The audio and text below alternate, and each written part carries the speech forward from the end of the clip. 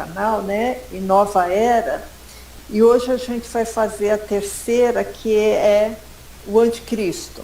Então, se você perder, quiser ver depois, né?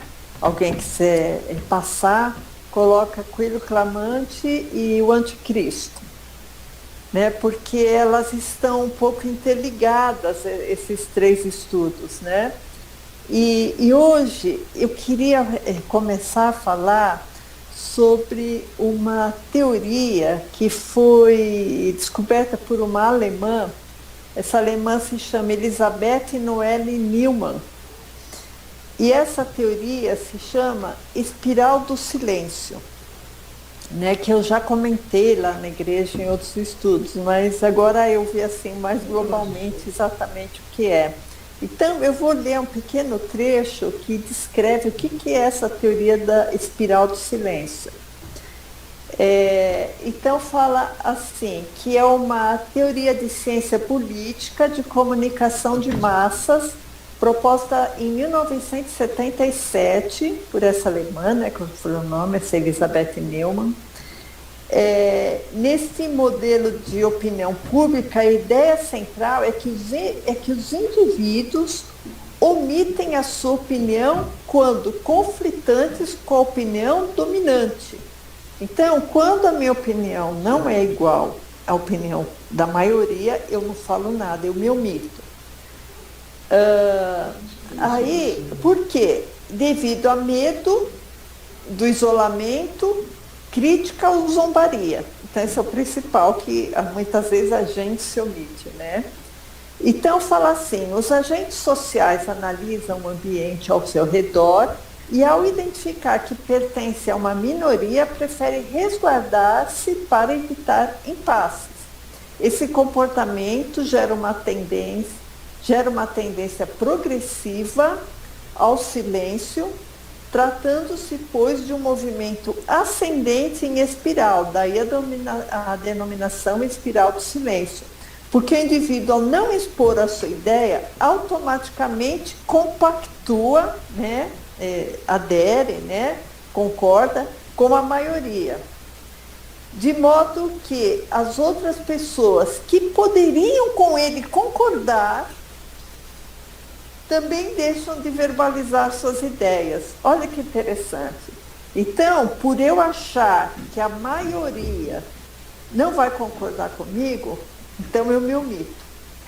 Só que aqui está dizendo que muitas vezes aquela maioria que eu penso que ia me zombar, que não ia concordar, que ia entrar em atrito, que ia criticar, às vezes tem muitas pessoas lá também que iriam concordar comigo, né? Então, isso daí é uma situação que muitas pessoas talvez se identifiquem, que já tenham passado por essa situação, né?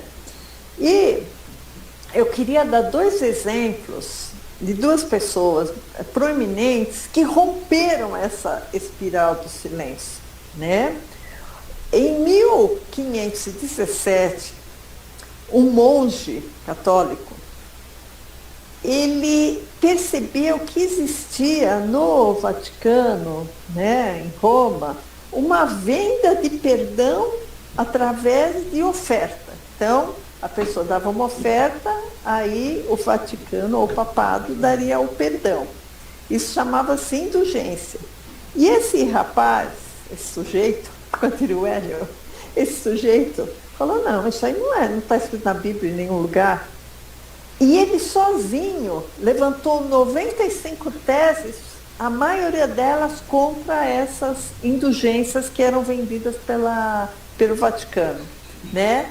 E esse rapaz chamava Martinho Lutero, né?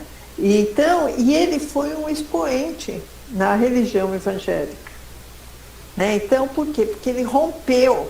Então, muitas vezes, é importante esse rompimento dessa espiral do silêncio. Isso eu vou tentar fazer hoje, tá? Por quê? Eu vou seguir o exemplo de Jesus, né? Por quê? que existia uma lei, existia um livro sagrado, existia dogmas que todos os judeus seguiam. Então, o que esse livro falava? Isso está em Êxodo, olha, novamente, eu não vou dar tempo de vocês procurarem, vocês anotem, tá? Que é melhor que depois vocês conferem. Êxodo 21, 24 e 25, fala assim: olho por olho, dente por dente, mão por mão, pé por pé, queimadura por queimadura, ferida por ferida, golpe por golpe. Então, fez uma coisa errada, leva. Né? Aí, Jesus chegou e rompeu com essa espiral, porque todo mundo estava há anos, há centenas de anos ouvindo isso, e se conformava. Então, é o conformismo, é a aceitação, né? Então, o que Jesus chegou e falou? Isso está em Mateus 5, de 38 a 44, alguns versos que ele falou. Ele falou assim: vocês ouviram o que foi dito, olho por olho, dente por dente? Que isso eu acabei de ler, né? Que está em Êxodo. Aí Jesus diz assim: eu, porém, vos digo. Olha ele rompendo aquela espiral do silêncio, né? Eu, porém, vos digo que não resistais ao mal, mas se qualquer te bater na face direita, oferece também a outra. Rompeu os paradigmas, rompeu a espiral do silêncio. Né? Então, é esse posicionamento que às vezes a gente tem que ter. Lá também, Jesus falou, né? Já estava escrito que tem que amar ao próximo e odiar o inimigo, né? Eu, porém, vos digo, amai os vossos inimigos. Então, as pessoas pensam, mas quem que é esse cara, né? Quem que é esse cara que veio aqui romper com os nossos dogmas que nós estamos acostumados? Por quê? O que acontece, irmãos? As pessoas não gostam de mudanças. A gente gosta das coisas todas iguaizinhas, tá? Por isso que a gente, quando tem alguma coisa diferente na nossa vida, a gente estranha, a gente tem medo, a gente não quer, porque a gente não gosta de mudança. E essa não gostar de mudança também faz parte da espiral do silêncio. Por quê? Porque a gente sair da espiral do silêncio, além de envolver um inconformismo, muitas vezes você envolve sair do comodismo, né? Sair daquele comodismo, sair daquele lugar que você está acostumado, né? Então, é isso que eu queria, assim, enfocar hoje. Tá? Principalmente, por quê? Porque eu vou falar do anticristo de uma maneira que talvez as pessoas não estejam acostumadas, né? Então, eu até assim, achei uma coisa interessante, porque Jesus, ele não se incomodava em falar com grandes massas de pessoas. Ele se incomodou em falar com 12. Com um grupo restrito, né? E daqueles 12, a coisa, se eles entendessem, né? Um deles não entendeu, que foi Judas, mas os outros 11 entenderam, eles foram repassando para outras pessoas, né? Então, muitas vezes Jesus não quis agradar as massas, muitas vezes ele falava: ó, raça de víboras, vós tendes por pai o diabo. Então, Jesus enfrentava, a todo momento ele rompia essa espiral do silêncio, né? E outra coisa interessante, assim, que a gente vê, só fazendo um paralelo ao que eu falei nos outros domingos, a igreja está enganada, né? Paulo falou em 2 Tessalonicenses 2,9, fala assim: a esse cuja vinda é segundo a eficácia de Satanás. Ele está se referindo ao anticristo. Com todo o poder, sinais, prodígios de mentira. Então, se o anticristo vai vir com prodígios de mentira, ele não vai vir com cara de anticristo.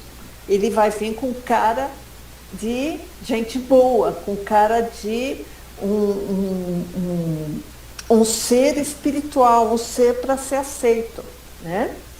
Então, a gente vê que a igreja está mergulhada em muitos enganos. O Daniel acabou de falar, né? Uma coisa assim que entristece muito é essa maioria de igrejas, principalmente aqui no Brasil e nos Estados Unidos, de linha evangélica, que vendem um evangelho de barganha econômica, né? Então, você precisa dar muito dinheiro para você poder receber uma bênção, como que se a salvação fosse comprada por uma indulgência, como precisou de vir Martinho Lutero, né? Comprar uma bênção, né? Então, eu acho interessante, que eu queria que vocês abrissem em Lucas 4, quando fala da tentação de Jesus.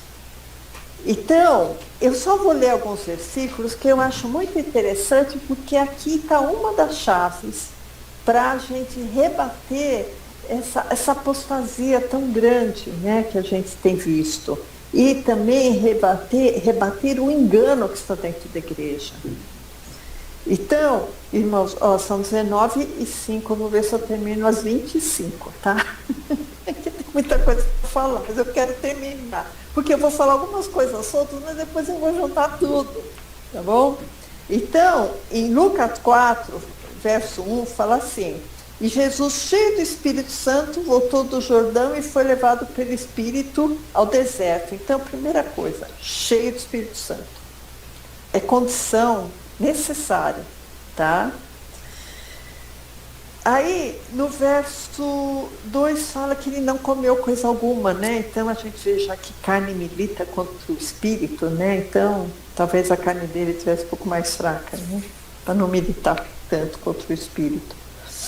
Então, no verso 4 fala assim, aliás, no verso 3 fala assim: e disse-lhe o diabo, se tu és o Filho de Deus, diz a essa pedra que se transforma em pão.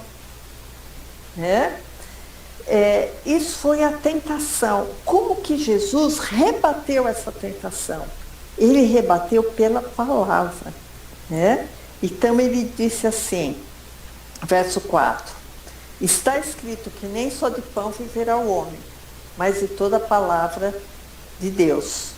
Então, a maneira eficaz de rebater a tentação foi: está escrito, está escrito, está escrito. Então, Jesus tinha que saber a palavra, né? Então, a gente vê aqui no verso 6, né?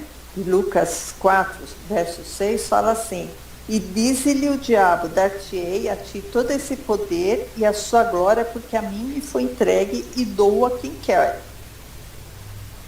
Portanto, se tu me adorares, tudo será teu.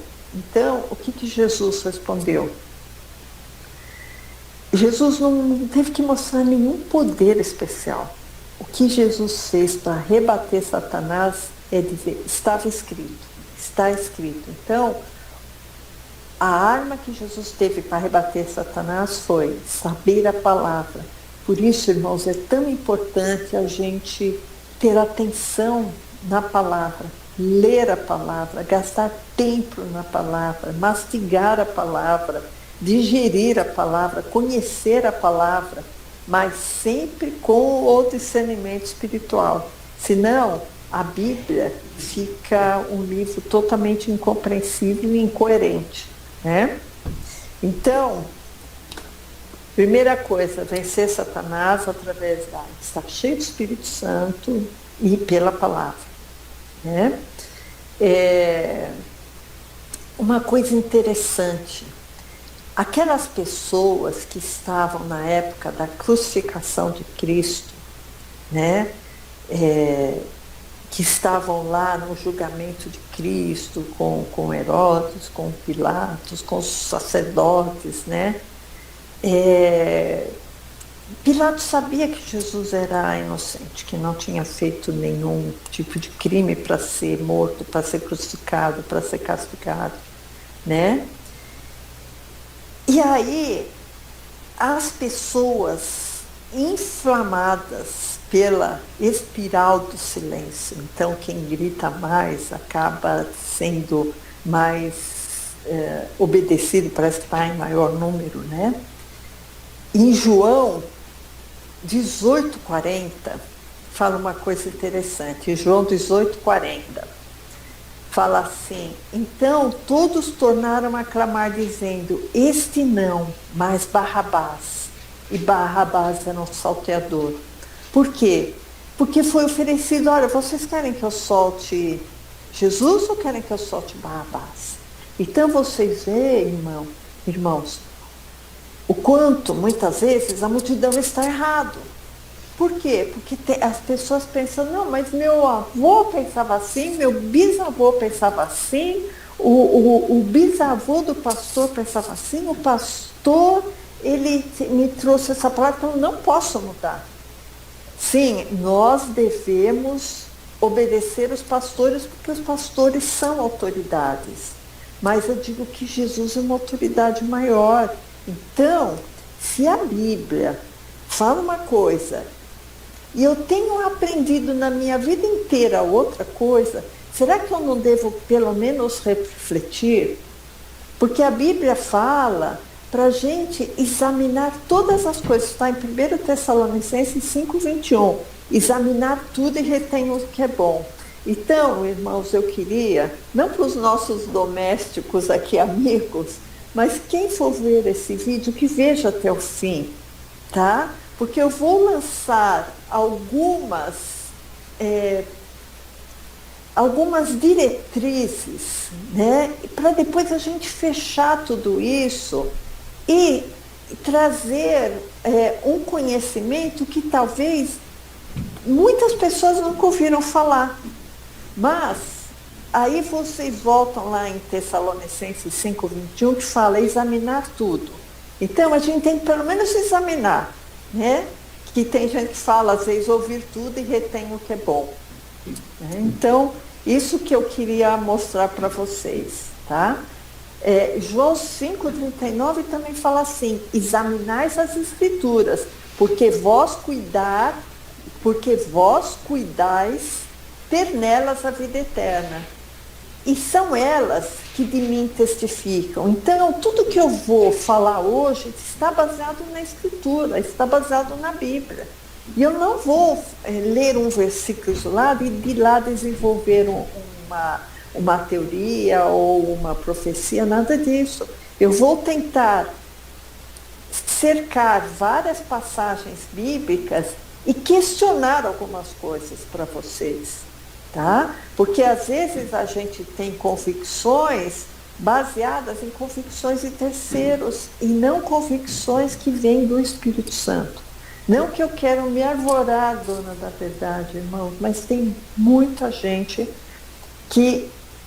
pessoas sérias no Evangelho que têm falado isso, pessoas que têm estudado muita palavra que têm falado isso, tá?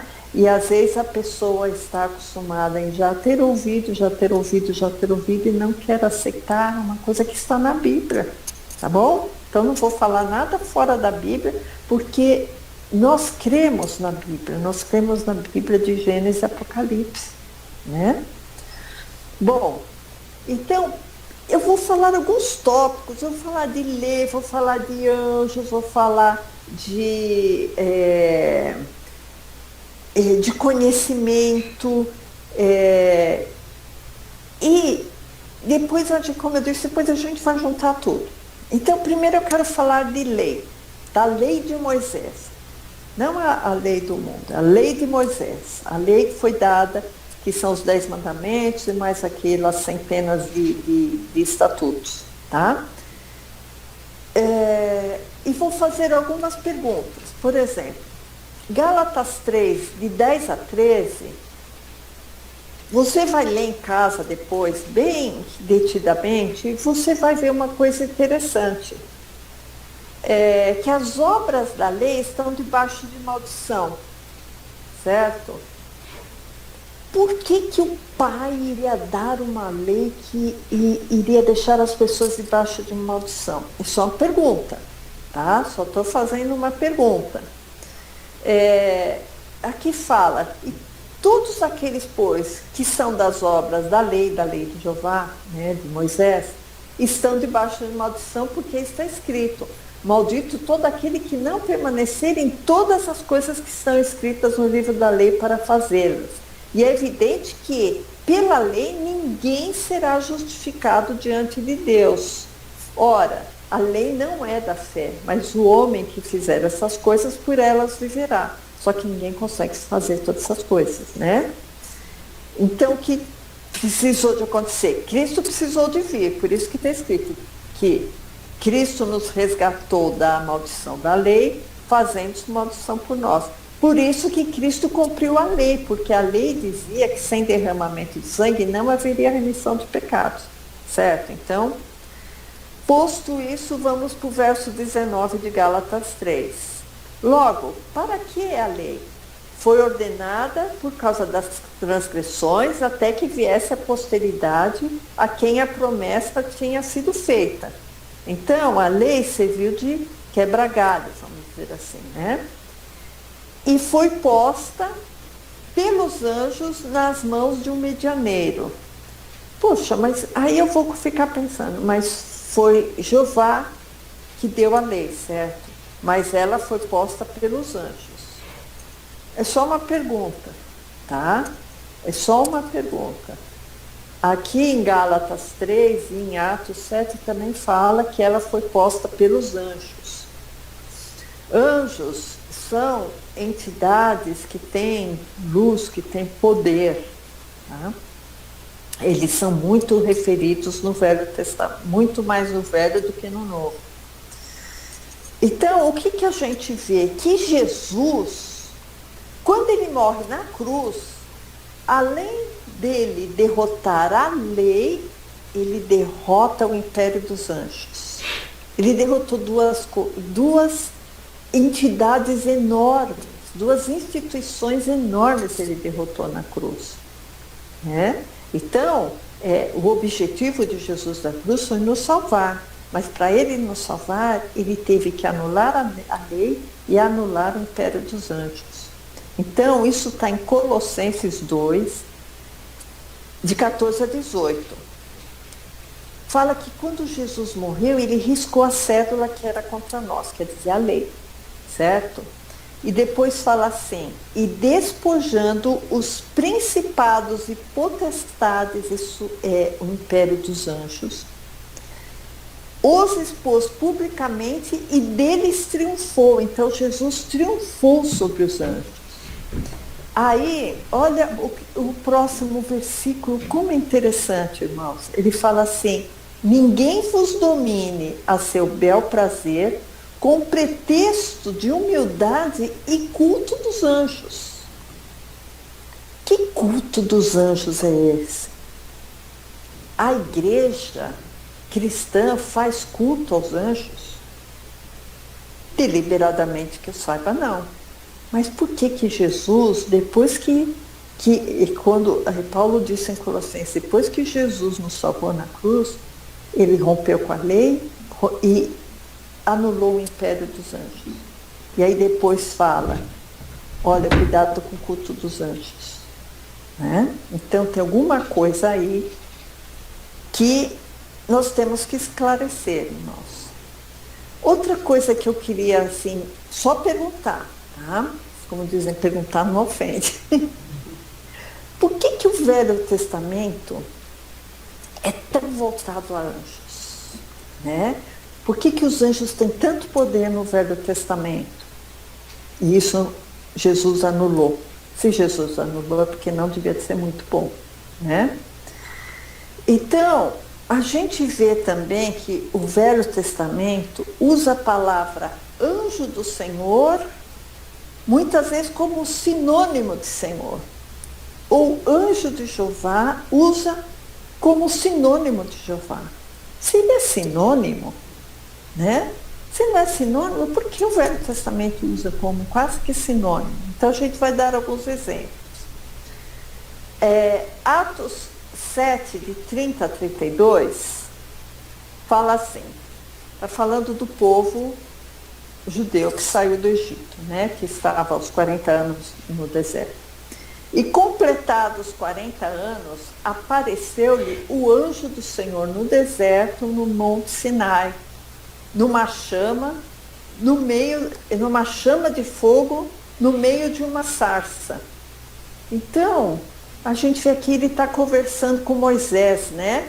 Então, o anjo do Senhor apareceu no meio da sarça. Então, Moisés viu isso, se maravilhou da visão e, aproximando-se para observar, foi-lhe dirigida a voz do Senhor, dizendo: eu sou o Deus dos teus pais, o Deus de Abraão, o Deus de Isaac, o Deus de Jacó. Então, por que que eles falam que é o anjo do Senhor e depois é o próprio Senhor, é o próprio Jeová, né? Bom, vamos continuar o nosso raciocínio. Eu não estou afirmando nada, eu só estou querendo buscar alguns elementos para raciocinar do que está escrito, irmãos. Gênesis 33, 24, acontece mais ou menos a mesma coisa quando o anjo do Senhor luta com Jacó, né? Que aí depois o Senhor fala: eu tenho que ir, me deixar ir, porque a alva está vindo, né? Está amanhecendo. Aí Jacó fala: não te deixarei ir, não me abençoares, né? Isso também acontece, o paralelo que eu fiz, né? Eu falei agora Atos 30, né? De quando Moisés teve a visão da sarça. Isso aí também está repetido, tá? Se vocês quiserem ver, em Êxodo 3, que é exatamente, tá? Fala exatamente a mesma coisa, então não foi um erro de tradução, certo? Quando Estevão estava falando lá, não foi um erro de Estevão, que também fala que o anjo do Senhor, em Êxodo 3, de 2 a 6, fala que apareceu o anjo do Senhor, e depois quando o Senhor viu que ele virava, bradou Deus no meio da sarça, né? Então a gente fica pensando, será que aquele povo confundia o anjo com um Senhor, né? Outra situação interessante que aconteceu, isso aí depois vocês leem, Êxodo, no capítulo 12, no verso 23, que fala que o anjo do Senhor saiu a ferir os egípcios, né? E os judeus que passaram sangue nos batentes, nas vergas da porta, não foram mortos os primogênitos. Então, às vezes é anjo e às vezes é Senhor.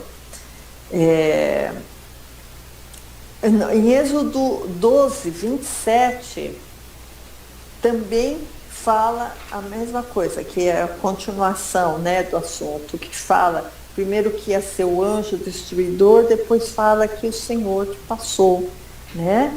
Por que Jeová se iguala tanto a anjo, né? No Velho Testamento, nós vemos muitas vezes que os anjos são taxados, né? São identificados como loucos ou então como injustos, né? Por exemplo, Jó, né, que foi aquela criatura que sofreu tanto, no verso 4, em Jó 4, 17 a 19, fala assim: e aos seus anjos atribui loucura. Então, Jó está falando que os anjos do Velho Testamento muitas vezes são meio doidinhos, né? E também em 2 Samuel 24, do verso 15 a 17, acontece assim um castigo, porque Jeová estava muito bravo com Davi, só que ao invés de ele matar Davi, ele começou a matar todo o povo, né? Então, Davi chegou e falou assim, né? Chegou para Deus falando assim: foi eu que pequei, eu que agi iniquamente, mas essas ovelhas, esse povo não fez nada. Por que a tua mão, ao invés de vir contra mim, vai contra o povo, né? Então o próprio Davi questionou Jeová, né? porque o anjo do Jeová feria o povo, né? Aí a gente pode até pensar, não, mas será que Jeová não usa o anjo como efetuador das suas obras, né? Mas a gente vê que o Velho Testamento dá uma similaridade entre anjo de Jeová e Jeová, né? Porque às vezes ele fala que é Jeová que está fazendo, depois ele fala, não, é o anjo de Jeová que está fazendo. Então o Jeová, ele também efetua, não só o anjo. A gente vê também que o Velho Testamento é chamado de ministério dos anjos, ou ministério da letra, ou ministério da morte. Por quê? Porque nós já vimos, né, em Gálatas, que a lei mata. E a lei foi dada pelos anjos. Então, isso está mais ou menos sintetizado, muito bem explicado, irmãos, em 2 Coríntios 3, de 6 a 7. Tá? Então, 2 Coríntios 3, de 6 a 7, fala assim, o qual também nos fez capazes de ser ministros de um novo testamento, não da letra, mas do Espírito. Letra é Velho Testamento, agora é ministério do Espírito. Porque a letra mata e o Espírito vivifica. Então a letra é o Velho Testamento. Era o ministério da morte, era o ministério dos anjos. Aí continua aqui em 2 Coríntios 7. E seu ministério da morte, gravado em letras em pedras, em glória, de maneira que os filhos de Israel não podiam fitar a face de Moisés, então aí continua. Mas o que a gente vê? Que esse ministério dos anjos é chamado, é batizado de ministério da morte, né? Então a gente fica pensando quanto aqueles anjos fizeram coisas boas ou fizeram coisas ruins para ser chamado de ministério da morte. Então agora a gente vê, irmãos, que tudo que está acontecendo no mundo está nos mostrando como que Jesus falou, vocês olham a figueira, né? Quando seus ramos se tornam tenros, né? Então isso aí é um sinal. Vocês veem isso?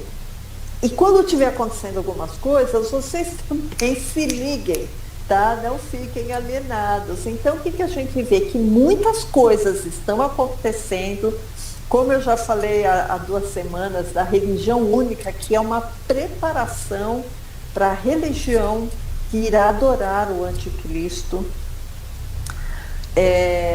Como eu já falei, que todos os sinais que estão acontecendo estão evidentes que o anticristo está às portas, né?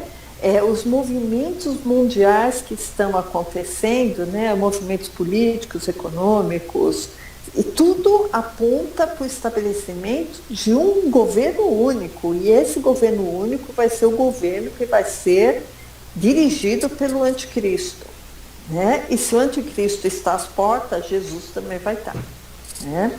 Porque o anticristo não vai durar muito aqui, senão ninguém vai conseguir sobreviver, né? Senão ninguém vai conseguir salvar com o anticristo aqui muito tempo. Mas vai ser estabelecido sim o reino do anticristo. É necessário, né? E muitas vezes, irmãos, a gente vê que o anticristo ele irá agir de uma maneira sobrenatural. Então, a gente fica pensando, o homem natural, então se ele é natural, ele não tem o poder de agir, né? Será que não iria existir um anjo por trás desse anticristo, né? Porque o anticristo provavelmente, ninguém sabe, né? Mas provavelmente vai ser um homem. Mas não vai ser um homem natural, vai ser um homem que vai ter uma força angelical por trás dele, vai ter uma força de anjos por trás dele, né? A gente sabe que ele vai vir primeiramente como um pacifista, como ecumenista, como ecologista, né?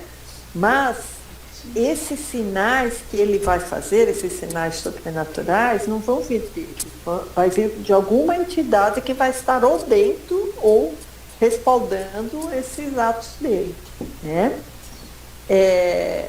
Em João 14:30 fala assim: já não falarei muito convosco, porque se aproxima o príncipe desse mundo que nada tem em mim.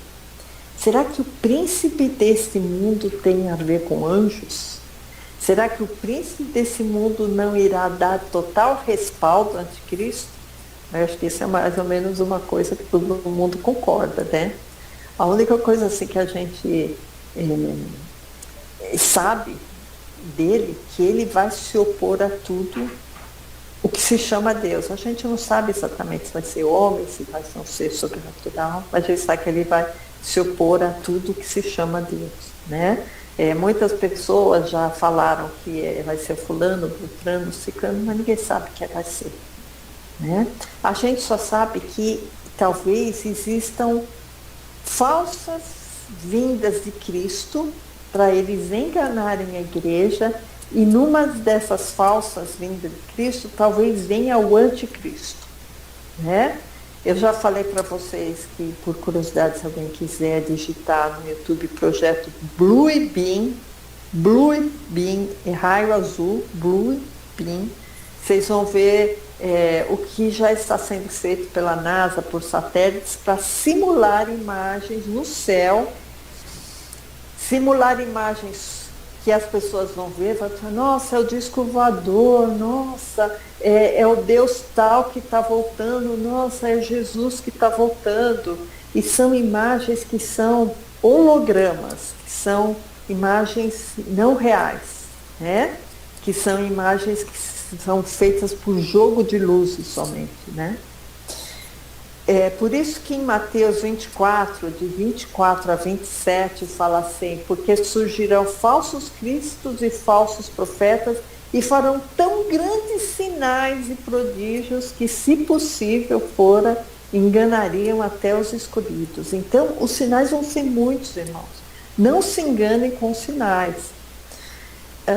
E em 2 Coríntios 11, verso 3, fala assim: mas temo que, Paulo falando para a igreja do Coríntios, né? Assim como a serpente enganou Eva com sua astúcia, assim também sejam de alguma sorte corrompidos os vossos sentidos e se apartem da simplicidade que há em Cristo. Então Eva foi enganada no Éden pela serpente. Então, Paulo está falando assim para a igreja de Coríntios: assim como a serpente enganou Eva lá, eu temo que a igreja também seja enganada. E, irmãos, eu tenho convicção que a igreja está sendo enganada num aspecto que eu vou falar no final, tá? Nem todas, mas muitas igrejas estão sendo enganadas. A gente sabe que o anticristo vai vir fazendo a guerra aos santos. Eu não vou ler, irmãos, que é um trecho muito grande e eu tenho muita coisa ainda para falar. Só para vocês anotarem que está em Daniel 7, de 21 a 28, que fala que esse anticristo vai fazer guerra contra os crentes, né? E muitas vezes vai prevalecer, tá? Por isso que a nossa esperança é Cristo, a nossa vida é Cristo. A nossa eternidade é Cristo. Queremos a cada dia mais ter paz em Cristo e não paz nas circunstâncias.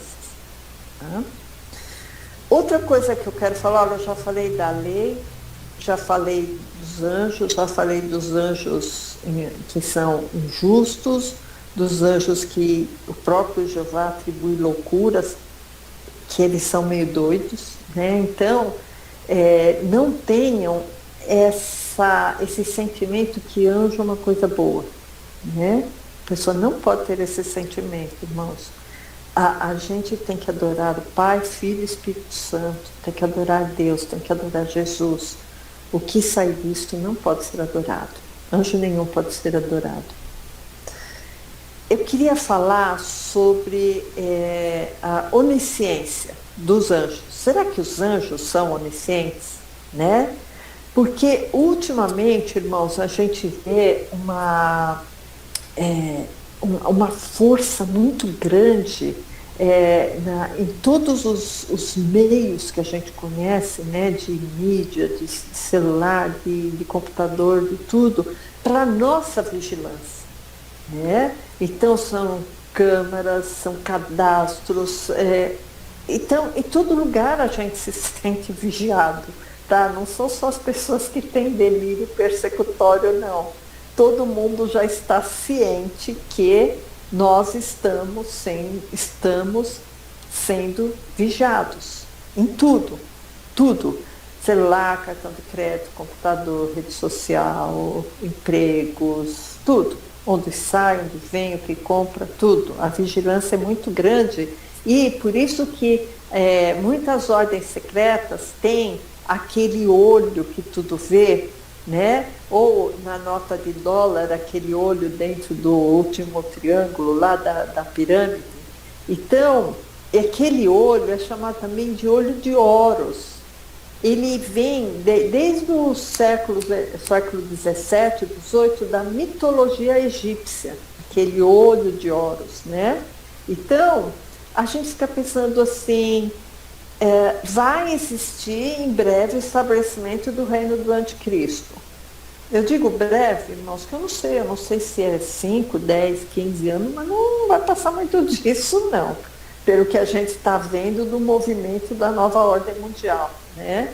Tá, você já deve ter ouvido falar desse reset econômico aí, né? Que existiu essa pandemia levou a uma quebra econômica mundial e agora eles vão vir com a solução que talvez seja a moeda única, a unificação econômica dos países. Vamos ver o que vai acontecer, mas não vai ser coisa muito boa, não. Então, voltando lá para a vigilância, né? Por que precisa de existir uma vigilância tão grande? Porque o anticristo e quem está atrás do anticristo não tem onisciência.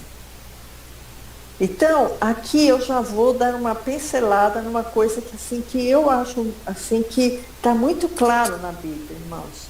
Em Tiago 1,13 fala assim: ninguém sendo tentado diga, de Deus sou tentado, porque Deus não pode ser tentado pelo mal e a ninguém tenta. Sabe por que Deus não tenta ninguém? O Pai, o Filho e o Espírito Santo, Deus, não tenta ninguém porque Jesus sabe o que está dentro do nosso coração. Jesus nos conhece, Jesus sabe, Jesus não precisa de tentar a gente. Só que o que a gente vê em Gênesis 22, verso 11 e 12, a gente vê uma coisa muito interessante e intrigante. Mas o anjo do Senhor lhe bradou desde os céus e disse: Abraão, Abraão. E ele disse: Eis-me aqui. Então disse: Não estendas a tua mão sobre o moço, e não lhe faças nada, porquanto agora sei que temes a Deus, e não me negaste o teu filho único. Então aqui é a história de Isaac, né? Então, Abraão teve que provar que ele não temia a Deus. Aliás, que ele não temia matar seu filho. Então, Abraão subiu com Isaac e ele iria matar Isaac porque foi uma ordem de Jeová. A hora que ele estava com o cutelo para sacrificar, aí Jeová lhe bradou e falou assim: olha, não precisa, não mata não seu filho. Agora eu sei que tu me temes. Agora eu te experimentei, agora eu te tentei, e agora eu te testei, eu sei que tu me temes. Tem uma outra passagem também, irmãos, que está em Deuteronômio 8:2, que fala assim: e te lembrarás de todo o caminho pelo qual o Senhor teu Deus te guiou no deserto esses 40 anos para te humilhar, para te provar, para saber o que estava no seu coração. Mas Deus não é onisciente? Por que ele precisou de deixar o povo no deserto 40 anos? Então, se ele precisou de testar, de provar, de tentar o povo, é porque o Deus do Velho Testamento, ou aquele anjo, Jeová, ou Jeová, não é onisciente. E como é que Jeová não é onisciente e Deus é onisciente? Então, eu já consigo fazer umas perguntas que talvez você não saiba me responder direito se você achar que Jeová é o Pai. Se Jeová não pode ser onisciente e o Pai é onisciente, tem alguma coisa aí que eu tenho que examinar melhor, né? Então vamos continuar. Será que o Pai antes não era onisciente e agora depois de Jesus ele é?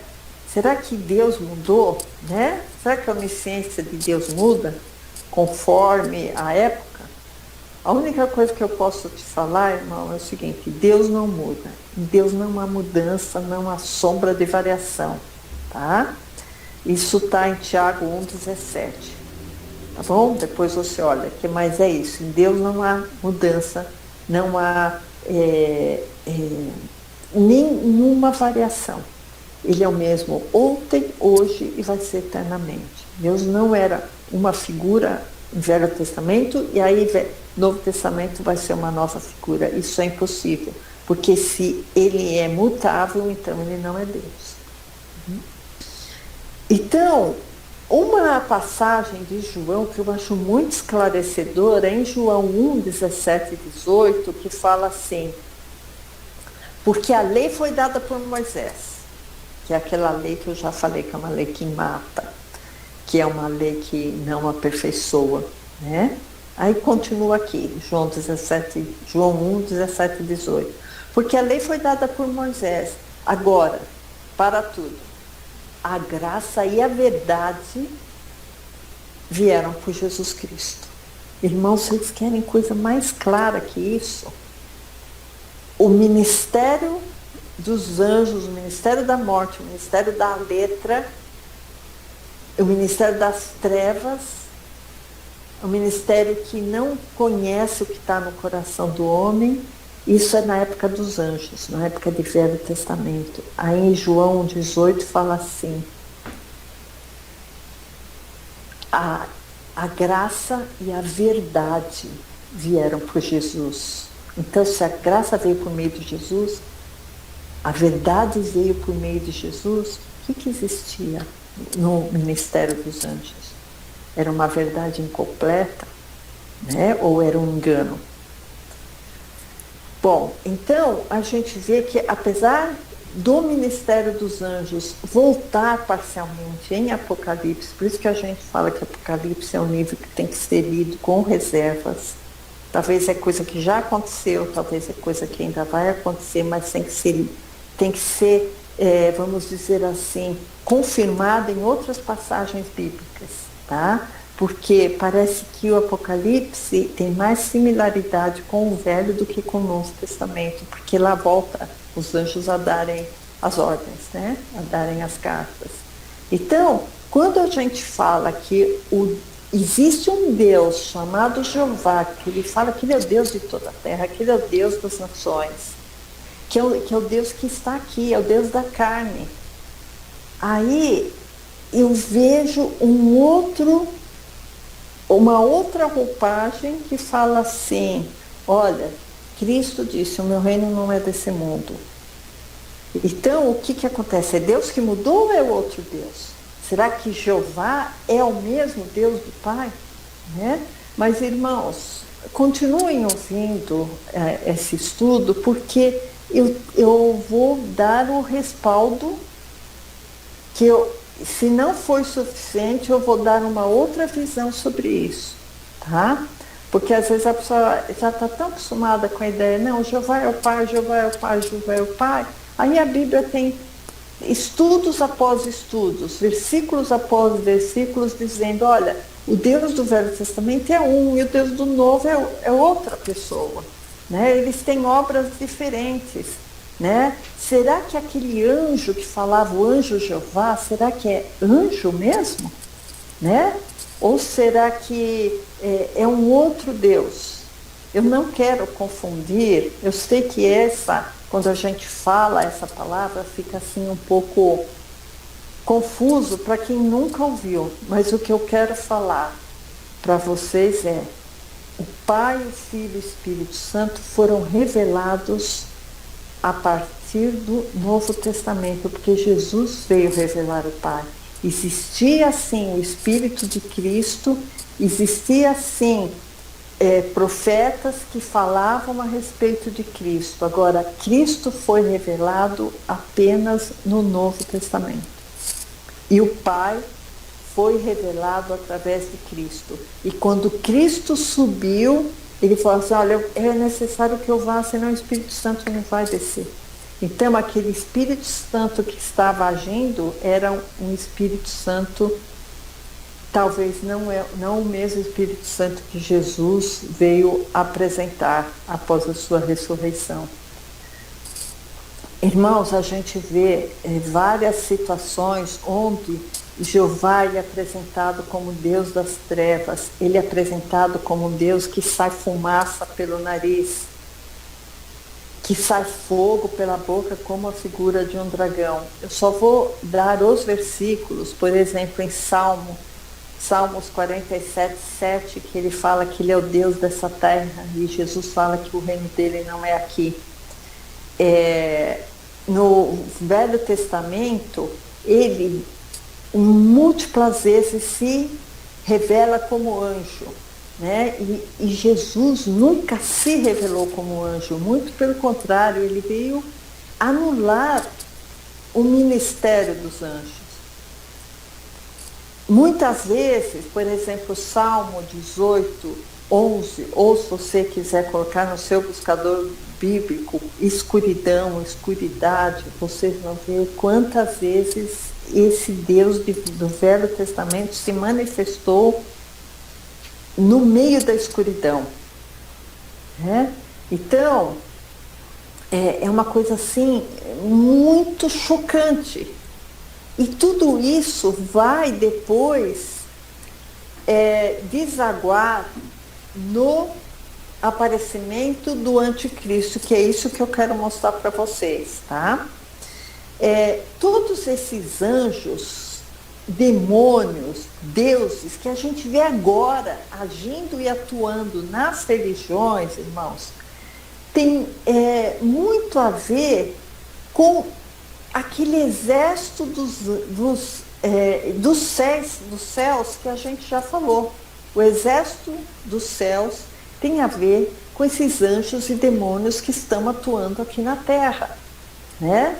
Que anjos e demônios que estão atuando aqui na Terra? Todas as entidades espirituais relacionadas com ocultismo, com bruxaria, com candomblé, com o Wicca, com o espiritismo, os deuses do Egito Antigo, o panteão grego, tudo isso tem a ver com Elohims, com anjos, com demônios. Os anjos do Velho Testamento, a maioria deles, tá? Os deuses que são cultuados na maçonaria, os ETs são demônios. Então, irmãos, a gente está tão cercado de demônios, de anjos, dessas entidades espirituais, que vocês já ouviram falar aquela história, né? Não estamos sós, nós não estamos sós aqui. O mundo está povoado de seres espirituais. E esses seres espirituais, muitas vezes também, eles estão por trás dessas entidades secretas e dessas, tipo maçonaria, tá? Illuminatis, e dessas pessoas que estão à frente desses movimentos. Porque eles têm realmente muito poder, eles têm um poder sobrenatural. Então, é de se pensar que existem entidades espirituais atrás deles, tá? Porque a pessoa fala, não, eu não acredito em nada disso. Mas isso está nos cercando, irmãos. Por exemplo, uma sessão espírita é uma pessoa que recebe um espírito de um demônio para falar, para imitar como se fosse um velhinho que morreu, né? O vovozinho lá que morreu, que se manifesta. Mas na verdade não é o vovozinho que morreu que está falando lá, é um espírito demônio, né? Então, eu quero voltar novamente àquela história que eu falei, né, de Gálatas 3, que a lei foi dada, a lei de Jeová foi dada por meio de anjos. Que anjos são esses? Seria o próprio Jeová, né? Ou quando Jeová falou no meio do fogo, que era o anjo de Jeová, lá da sarça ardente de Moisés, né?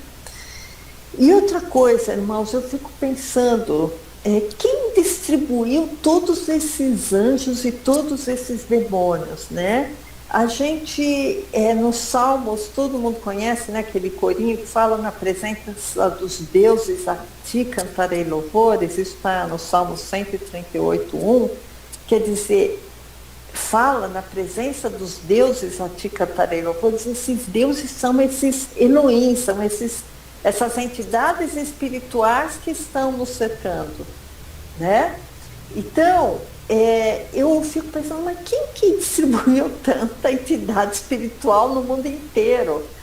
Mesmo assim, civilizações muito antigas, né? Os incas, os maias, civilizações antigas da Grécia, todos têm os seus demônios, todos têm os seus deuses. Quem distribuiu esses deuses, né? E a Bíblia fala quem distribuiu esses deuses. A Bíblia fala tudo, irmãos, por isso que eu amo a Bíblia, sabe?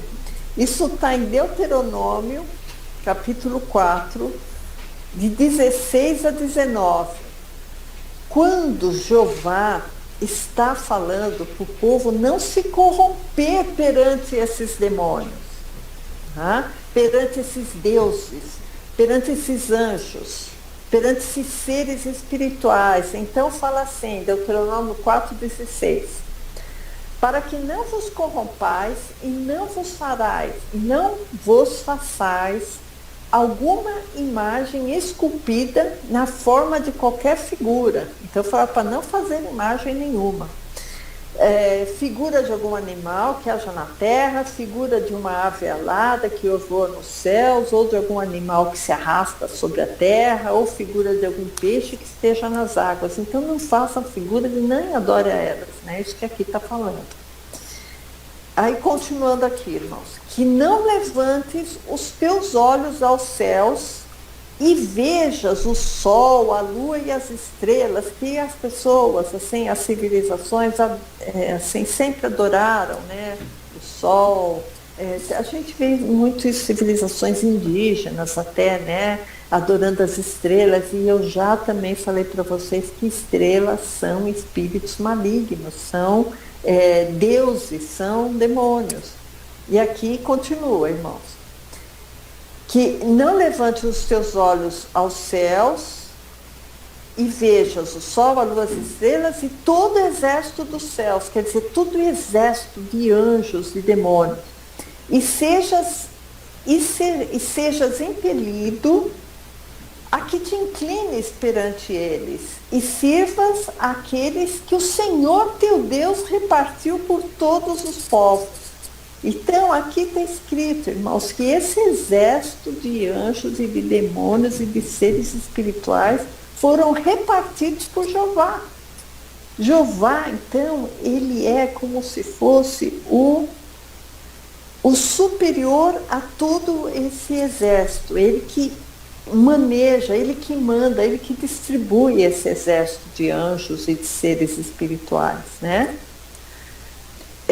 Por isso que a gente vê que esses falsos cristos que vão vir, ou esses falsos profetas, eles fazem prodígios, né? Como está em Mateus 24:24, que a gente não vai ver, que a gente já leu bastante esse versículo. E também em 2 Tessalonicenses 2, 3 e 4, fala uma coisa muito interessante, irmãos, que eu não tinha falado, mas hoje eu vou falar. Que quando aqui fala que irá se manifestar o homem do pecado, fala assim, que de sorte que se assentará como Deus no templo de Deus, querendo parecer Deus. Então é isso que a gente vê, irmãos. Centenas, milhares de igrejas adorando Jeová como se fosse Deus. Né? E Jesus, quando ele se referiu aos judeus que que adoravam, que tinham por como Deus Jeová, ele fala assim: vós tendes por pai o diabo, né? E quereis satisfazer o desejo do vosso pai.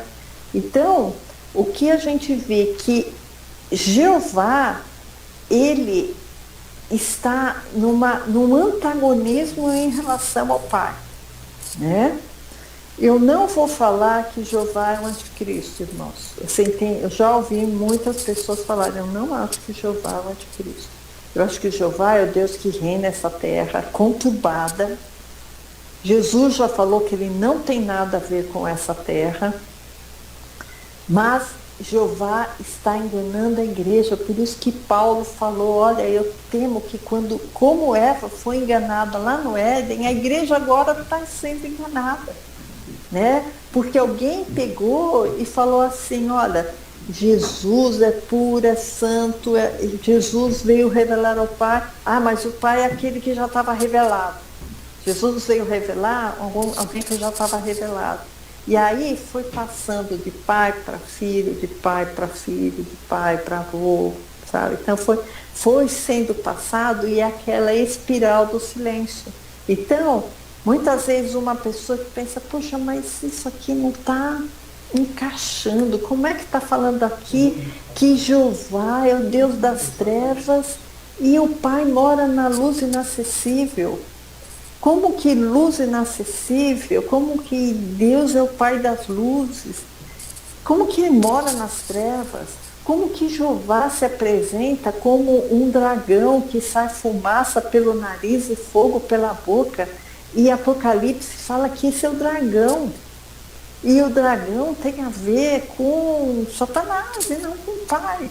Aí as pessoas começam a pensar assim: eu não vou assim examinar isso muito a fundo não, que eu vou olhar só para Jesus. Mas, irmãos, a gente tem que entender isso para a gente poder explicar como é que existe tanto espírito maligno, tantos deuses, tantos demônios infernizando a vida de todo mundo. E vai continuar infernizando, porque eles que estão à frente dessa nova era, dessa perseguição da igreja e desviando muitas pessoas do Evangelho. É como se existisse uma guerra, né? Uma guerra. Então, nós não temos que militar contra pessoas, contra carne e sangue, mas nós temos que militar contra potestades, né? Contra anjos. A nossa militância, a nossa guerra, o que a gente tem que se preocupar é com as potestades e principados. Então, se a nossa guerra é contra os principados e potestades, é sinal que a gente tem que conhecer eles, porque ninguém vai guerrear com alguém que não conhece, irmãos. Por isso que é importante a gente ter essa revelação, esse conhecimento. Não vou falar revelação, que a revelação da impressão que veio, assim, alguma coisa sobrenatural, é o que está aqui na Bíblia. É o que está aqui na Bíblia. Eu não estou inventando nada. Eu estou falando: olha, é importante sabermos que Jeová é o chefão de todos esses espíritos que não pertencem ao Pai, espíritos malignos, porque é importante saber isso, porque a gente vai ter que lutar, é a nossa milícia. Nós não temos que lutar contra carne e sangue, sim contra os principados e potestades, né? Eu só vou citar, irmãos, Daniel 8, 23 a 26 e Êxodo 11, 9, que fala do poder dessas hostes espirituais.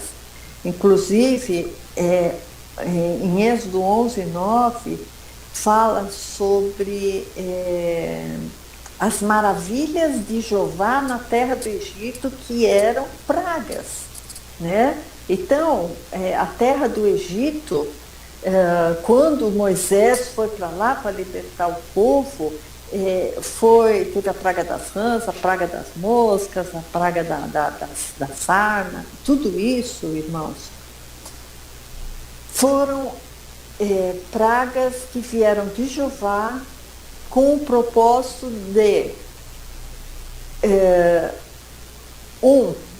os povos terem medo de Jeová, e segundo, os povos conhecerem Jeová pelas suas maravilhas. Ele chamava as pragas de maravilhas. Isso está em Êxodo 11:9. Vocês podem depois conferir lá, né?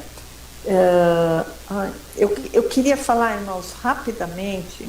Eu ainda teria uns 15 minutos para falar, mas eu acho que é importante. Vocês aguentem um pouquinho. Eu vou correr para ver se 15 minutos duram 10 minutos somente.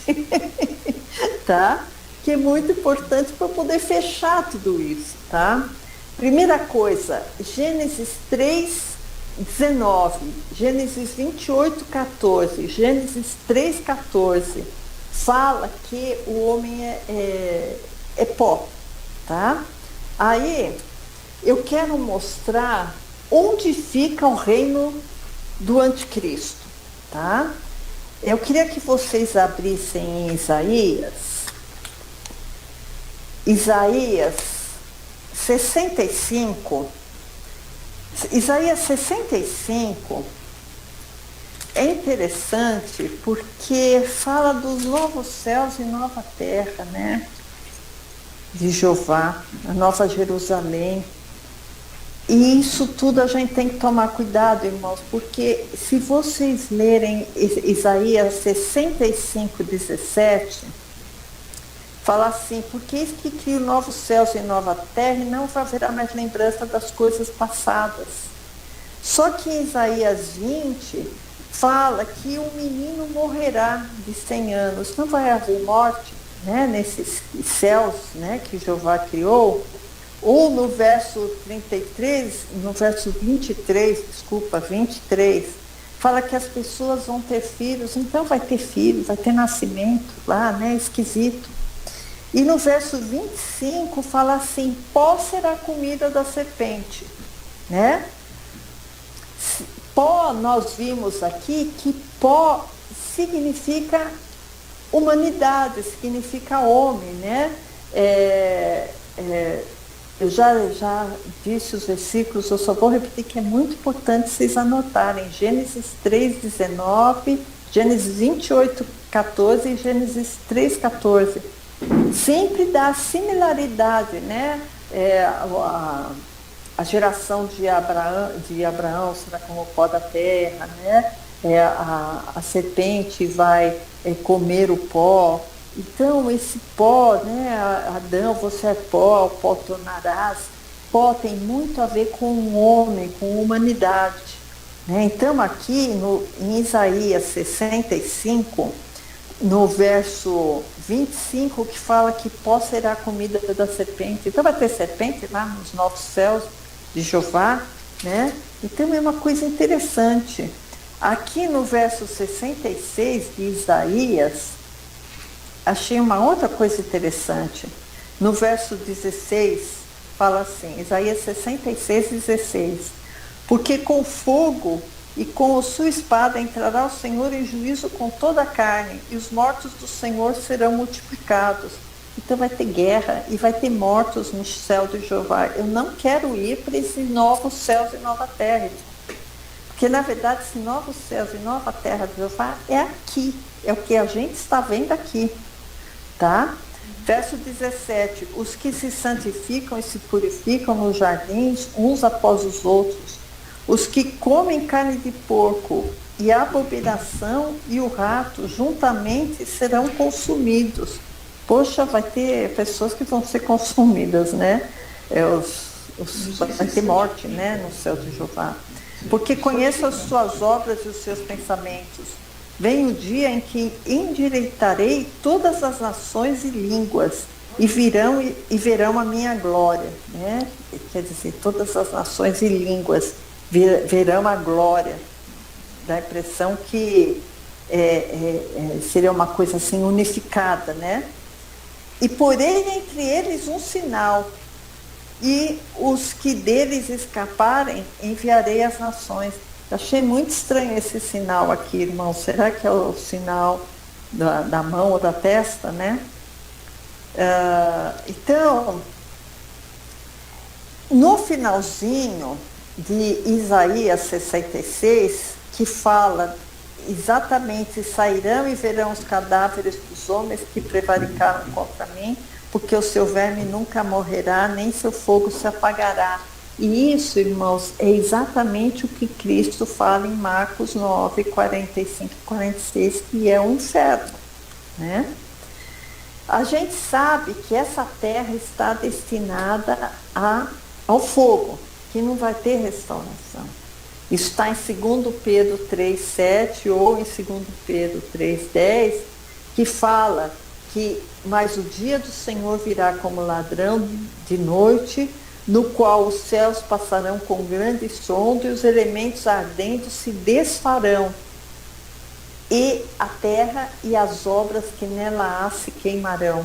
Né? Então a gente pensa, será que vai ter um bunker, né? Aqueles abrigos subterrâneos tão eficiente, né? Que vai resistir, né? Bom, eu não quero estar nessa situação, tá? Eu iria falar de Salomão, mas eu vou pular, irmãos, porque eu não quero assim me alongar demais. Se vocês tiverem curiosidade de procurar por Telema e Aleister Crowley, que foi um satanista, né, que tem muito a ver também com esses anjos, com essa situação de nova era, e só que ele é uma pessoa que foi muito proeminente, que eu não falei lá quando eu falei da Helena Petrovna Blavatsky, né? Só para vocês anotarem, Salmo 18, 6 a 11, que descreve exatamente o Jeová como sendo um dragão, né? E isso está linkado com Apocalipse 12, 9, que o dragão é Satanás, né? O dragão não pode ser o pai, né? Também, se vocês tiverem curiosidade, olharem na internet, da Carta da Terra, que eu tinha falado, né, que o Gorbachev fez, porque essa Carta da Terra é exatamente o que está acontecendo agora com esse reset que estão falando, né, que a economia vai ser resetada, que na verdade o que é isso? É a implantação da nova ordem mundial, né, aquilo que eu já falei do ecologia, ecumenismo, que vai vir primeiro com roupagem assim de distribuição social de bens, e depois a intenção é escravizar a raça humana, né? Com mortandade, porque eles acham que muita gente gasta muito recursos naturais, né? Então, a nossa luta, irmãos, em Efésios 6,12, isso aqui acho que é muito importante vocês anotarem, tá? Efésios 6,12, que eu já falei. Porque não temos que lutar contra carne e sangue, mas sim contra os principados e contra os potestades, contra as potestades, contra os príncipes das trevas desse século, contra as hostes espirituais da maldade nos lugares celestiais. Sabe o que eu vejo, irmãos, nesse versículo? Nós temos que lutar contra esse exército dos céus, contra esses anjos, contra esses demônios, contra, inclusive, esses ensinamentos que induzem a igreja a adorar Jeová como se fosse o Pai. Porque o que a gente vê? Que essas igrejas que estão no desvio de dízimo, de oferta, desse evangelho falsificado, dessa teologia de prosperidade, isso tem muito a ver com igrejas que são dedicadas a Jeová. Por quê? Porque Jeová nunca prometeu céus, Jeová promete bens materiais, porque ele não tem vida eterna para prometer. Por isso, irmãos, que hoje eu quis abrir isso para vocês, porque provavelmente esse Messias que virá em Israel, porque os judeus, eles nunca, 99% dos judeus, eles nunca reverenciar o cristianismo. Eles ainda estão aguardando o Messias prometido por Jeová. E esse Messias prometido por Jeová vai ser o anticristo. Porque ele vai ter todas as características do anticristo. Vai ser guerreiro, vai ter acepção de pessoas, vai escravizar os povos. Então, irmãos, a gente tem que estar com os olhos abertos. Com os olhos abertos, por quê? Porque esse anjo chamado Jeová é o anjo que está enganando a igreja, né? E esse anjo que a gente tem que expor. Jesus, quando ele morreu na cruz, que ele riscou a cédula que era contra nós, riscou a lei, ele anulou a lei, ele expôs publicamente os anjos. Por que a gente vai ter que ficar adorando anjos, adorando Jeová como se ele fosse um Deus, como se ele fosse o Deus Pai? Se Deus Pai está nas luzes e Jeová está reinando nesse mundo, porque ele é Deus das nações, ele é Deus do ouro e da prata, ele é Deus da carne, ele que fez o cego, ele que faz as guerras, ele que faz todas as desgraças, é Jeová, né? Eu só vou deixar a referência, tá? Marcos 13, 21 a 29 e Apocalipse 12, 4, que fala das estrelas que foram lançadas na terra, tá? O último, terminando, irmãos, 20 e 10, terminando, fazendo uma pergunta, né? A igreja atual está adorando o Pai ou está adorando o anjo? É uma pergunta, depois de tudo que eu falei, né?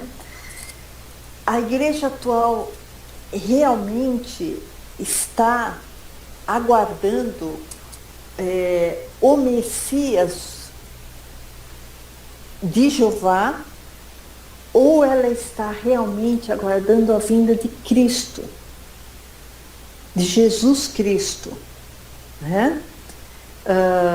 Será, uma última pergunta, irmãos, será que Jesus irá se assentar lá no terceiro templo que vai ser construído, provavelmente, né, no estabelecimento do reino do anticristo? Será que Jesus vai vir e vai sentar lá naquele templo que vai ser construído, lá no lugar que está a mesquita de Omar? Será que Jesus vai mudar tanto que ele já falou, meu reino não é desse mundo? Vocês estão esperando que meu reino é desse mundo? Meu reino não é desse mundo.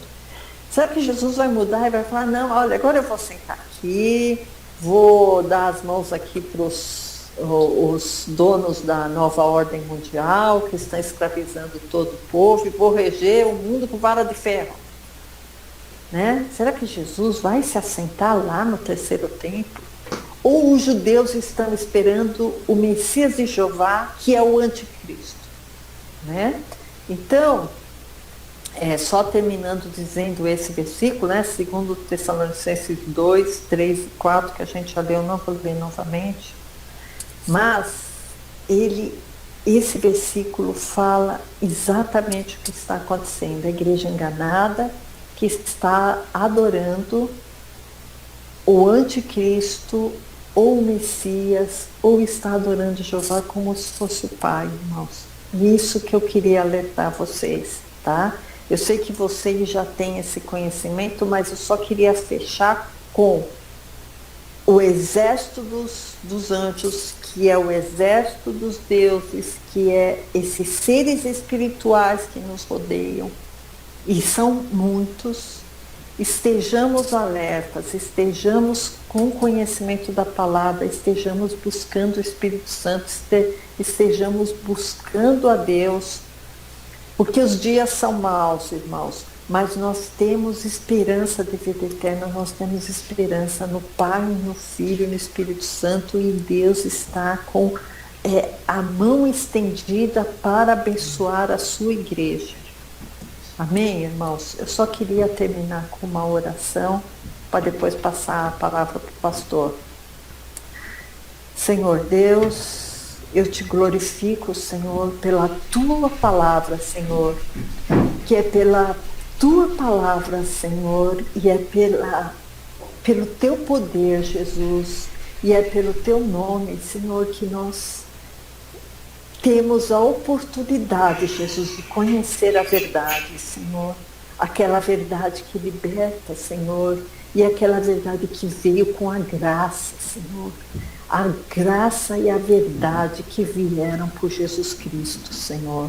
Por isso, Senhor, eu te peço, abra, Senhor, os nossos olhos, Senhor, para entender a tua palavra.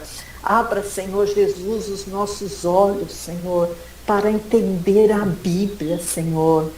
Senhor Deus, a igreja, Senhor, a maior parte dela está tão enganada, Senhor. Senhor Deus, que as pessoas possam se despertar, Senhor.